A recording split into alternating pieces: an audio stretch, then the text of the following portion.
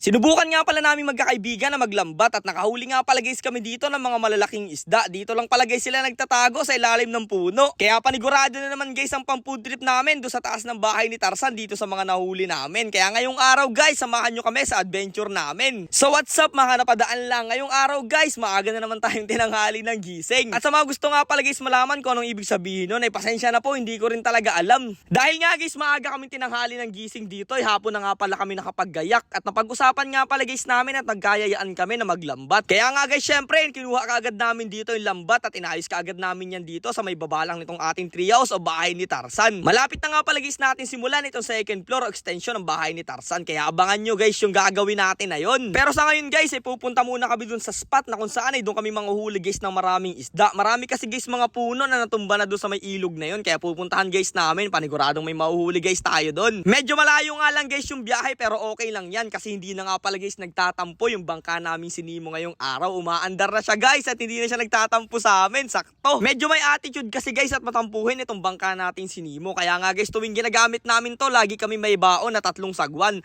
Para in case guys na magtampo siya at hindi siya umandar, ay makakauwi pa rin guys kami at makakapagsagwan pa rin tayo. Pero ngayon nga guys, ay napakabanayad nga pala ng takbo niya. Talagang halatang hindi yan guys nagtatampo ngayon. Kaya tuwan-tuwa kami. Kaya syempre kasama na naman natin guys yung mga tropa natin ngayong araw na makukulit. Habang nagbabiyahe kami dyan guys, ay sumunod pala dito yung tatay ko. Titingnan niya daw guys kung sanay na kami manghuli ng isda at maglambat. Sabi ko sanay na kami dyan, alam na namin yan. Kasi simula pagkabata pa lang ay sinasama na tayo ng mga tatay natin dito. Syempre alam na guys natin yan. Pagkarating nga guys namin dito sa spot na kung tawagin dito sa lugar namin ay ikatlo, ay dito nga pala guys namin nilaglag sa mga puno guys na nakatumbay yung lambat namin.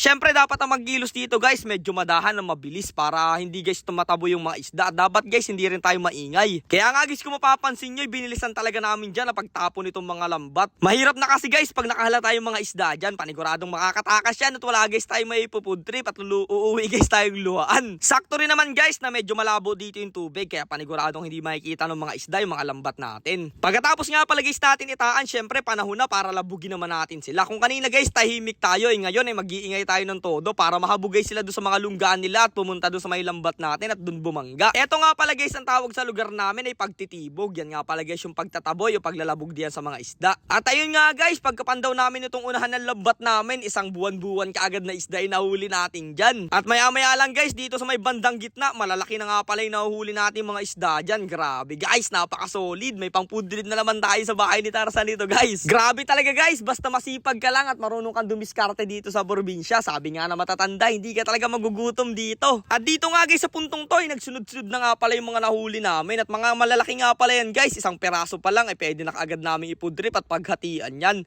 Talagang gusto pa guys makawala ng isda na yan. Nakahuli rin nga pala guys kami ng isda dito na hindi naman masakit makatinik, kaya subukan nyo guys. Eto nga pala yung isdang kitang kung tinatawag dito sa lugar namin. At grabe nga guys, isang hulog pa lang namin ng mga lambat ay eto na kaagad guys yung mga nahuli nating isda. Grabe, sobra na guys sa pang food trip natin yan, kaya uuwi na tayo doon sa may bahay ni Tarzan ng may ngiti sa labi. At muli guys, maglalambing nga pala ulit ako dyan sa mga solid followers namin. Pwede guys, pakilike naman ang video na to. Maraming salamat. Sa mga gusto nga pala guys magpa-shoutout dyan ng mga lugar kung mga taga saan sila, paki-comment dito guys sa baba at shoutout ko kayo sa next vlog. Pasensya na nga pala guys doon sa mga ibang hindi natin na shoutout kasi medyo marami kayo guys, ay isa-isahin natin yan. Ang buhay guys na mga isda ay parang sugal kasi guys umaalis ka dito na hindi ka sigurado kung meron kang mahuhuli o wala. Kung minsan guys wala ka talagang mahuhuli, kaya kung bigyan ka man ni Lord ng blessing ay magpasalamat ka talaga. Kasi guys gaya namin, lumaki kami sa pangingisda ay talagang naranasan din namin minsan na wala talagang nahuhuli, umuwi talaga kaming wala man lang may ulam. Pero ganun talaga guys ang buhay dito sa dagat. Kung minsan naman guys grabing magbigay ng blessing, pero kung minsan guys ay grabe rin silang magtampot, wala ka talagang mahuhuli. Kaya nga guys ang pwede nilang gawing ambag natin dito ay pangalagaan natin yung mga lugar na kung saan ay marami pa rin tayo nahuhuli mga isda. Yung pagtapon guys ng mga basura, ingatan natin, wag natin itapon kung saan.